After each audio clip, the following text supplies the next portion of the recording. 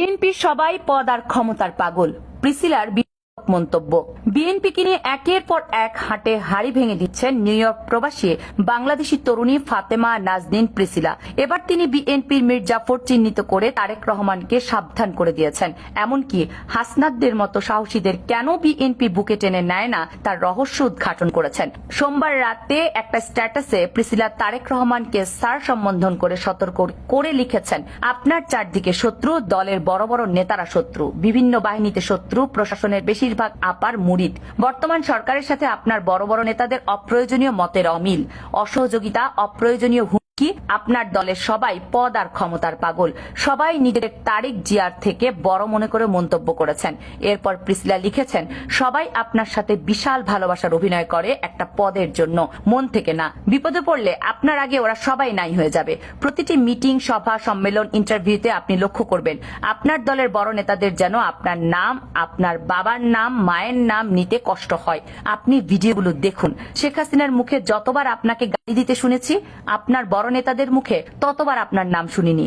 আপনার সাথে ওরা যখন ভিডিও কনফারেন্স করে সব কয়টার মুখ কালো হয়ে থাকে, এমন ছবি মিডিয়াতে দেখি। শেখ হাসিনার শাসনামলে খালেদা জিয়াকে বাড়ি থেকে বের করে দেওয়ার ঘটনা মনে করিয়ে দিয়ে এই প্রবাসী তরুণী লিখেছেন, আপনার এত নেতাকর্মী থাকতে শেখ হাসিনা আপনার মাকে ঘর থেকে বের করে ঘর ভেঙে দিয়েছিল। কথাটা মনে রাখবেন, ওরা আমার শত্রু হয়ে গেছে। পাক রাজনীতিবিদ না হলেও তারেক রহমানকে গুরুত্বপূর্ণ কিছু নির্দেশনা দিয়েছেন প্রিসিলা। তিনি বলেছেন, তারেক রহমান, আপনাকে হতে হবে একজন জেনারেল, একজন কমান্ডার, একজন কঠোর নেতা। আপনার নিজস্ব গোয়েন্দা টিম থাকতে হবে যারা সারাদিন সোশ্যাল মিডিয়া এবং সংবাদপত্র পর্যবেক্ষণ করবে। আপনার দলের কেউ দুর্নীতিতে জড়ালে বা ক্ষমতার অপব্যবহার করলে অন্য কোনো মাধ্যমে খবর আসার আগেই আপনাদের পক্ষ থেকে তা প্রচার করে কঠোর শাস্তির আওতায় আনতে হবে। তা না হলে সামনে মহা বিপদ অপেক্ষা করছে আপনার জন্য।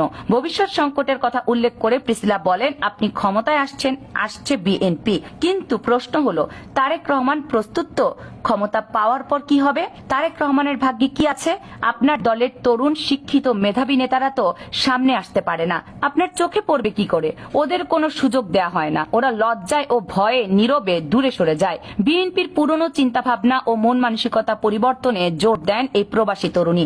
তিনি লিখেছেন, একই দল, একই নেতা, একই কথা বছরের পর বছর।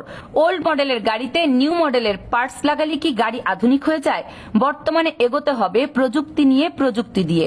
ওনারা কয়জন আধুনিক প্রযুক্তির সাথে পরিচিত? সতর্ক করে দিয়ে প্রিসিলা লিখেছেন, গ্যারান্টি দিচ্ছি বিএনপিতে যদি পরিবর্তন না আসে তবে আমার প্রতিটি কথা সত্য প্রমাণিত হবে। দলের নীতি নির্ধারকরাই হয়ে উঠবে ধ্বংসের কারণ। প্রিসিলা আশঙ্কা করছেন, বিএনপির প্রত্যেকটি নেতা হয়ে উঠবেন